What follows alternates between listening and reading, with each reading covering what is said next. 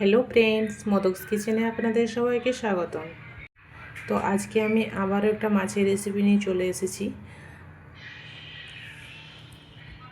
এখানে রুই মাছটাকে খুব ভালোভাবে ধুয়ে পরিষ্কার করে নিয়ে এসেছি। আর এখানে নিয়েছি কচু আর আলু কেটে ধুয়ে পরিষ্কার করে নিয়েছি। তো প্রথমে মাছটাতে আমি লবণ হলুদ মাখিয়ে নেব। তো মাছটাতে আমি লবণ হলুদটা মাখিয়ে নেব।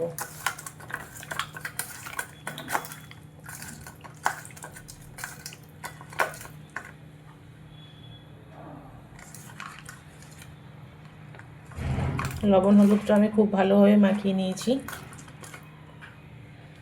এবারে 10 মিনিটের জন্য রেখে দেব। তো বন্ধুরা, শীতকালে কচু দিয়ে মাছের ঝোল দারুণ লাগে খেতে। এত সুন্দর একটা রেসিপির জন্য আপনাদেরকে পুরো ভিডিওটা দেখতে হবে, স্কিপ না করে। তো চলুন তাহলে শুরু করা যাক। তো প্রথমে মাছগুলোকে ভেজে নেব। কড়াইতে সর্ষের তেল দিয়েছি, তেল গরম হয়ে গেছে, তেল থেকে ধোঁয়া উঠছে।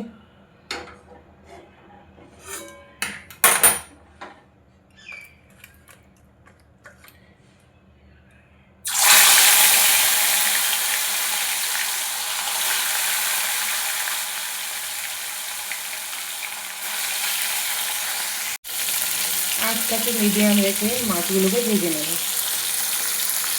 ততক্ষণে আমি মাছের মশলাটা রেডি করে নেব। এখানে আমি মাছের মশলাটা রেডি করে নিয়েছি। পেঁয়াজ কুচিয়ে নিয়েছি, কাঁচা পেঁয়াজ নিয়েছি আর আদা রসুন পেস্ট করে নিয়েছি। মাছগুলো ভাজা হয়ে গেছে, তুলে নেব। এই তেলের মধ্যে দিয়ে দেবো 5 ফোড়ন, তেজপাতা, একটা ফাটিয়ে নেওয়া শুকনো লঙ্কা। ফোড়ন থেকে সুন্দর গন্ধ এলে এর মধ্যে দিয়ে দেবো কেটে রাখা কচু আর আলু।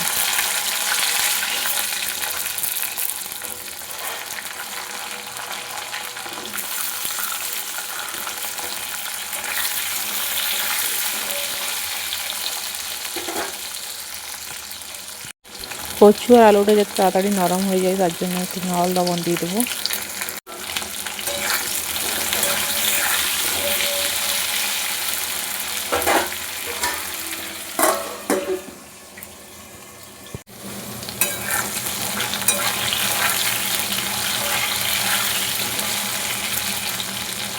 আলুটা মোটামুটি ভাজা হয়ে গেছে। এবারে এর মধ্যে দিয়ে দেবো কেটে রাখা পেঁয়াজ।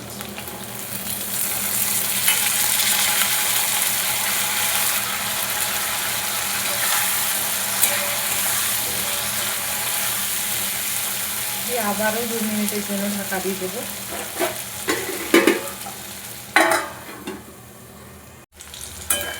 এবারে এর মধ্যে দিয়ে দেবো কেটে রাখা টমেটো।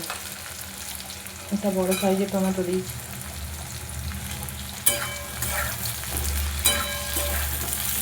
দিয়ে আবারও 2 মিনিটের জন্য ঢাকা দেবো।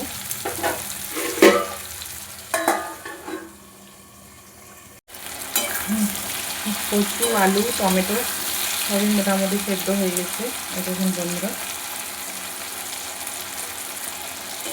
এবার এর মধ্যে দিয়ে দেবো হলুদের গুঁড়ো।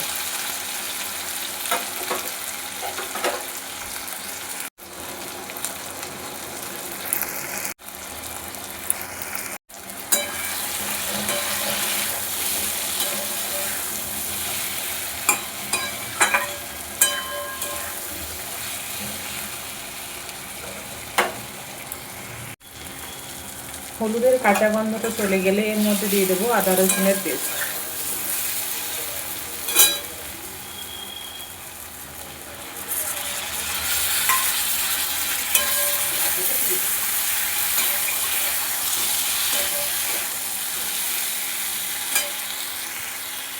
আদা রসুনের কাঁচা গন্ধটা চলে গেলে এর মধ্যে দিয়ে দেবো ধনে গুঁড়ো, জিরে গুঁড়ো আর দেবো সামান্য পরিমাণে জল।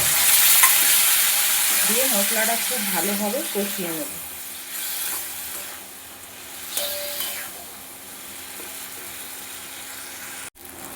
মশলাটা আমি খুব ভালোভাবে কষিয়ে নিয়েছি অনেকক্ষণ ধরে, বেশ কিছুক্ষণ ধরে। এবার এর মধ্যে দিয়ে দেবো গরম জল।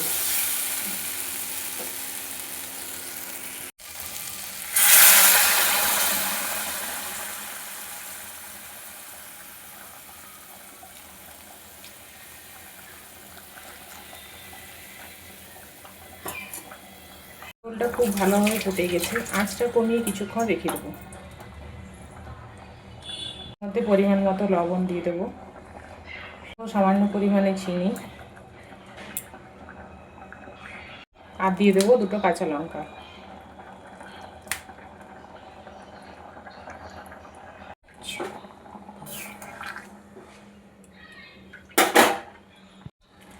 এই ঝোলের মধ্যে মাছগুলো দিয়ে দেবো।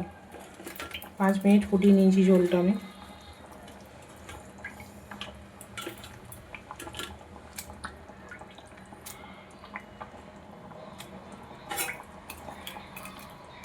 এটা 2-3 মিনিট ভালোভাবে ফুটিয়ে নিলে রেডি।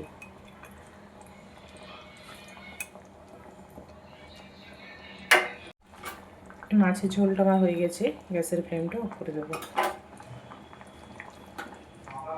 এর মধ্যে দিয়ে দেবো ধনেপাতা,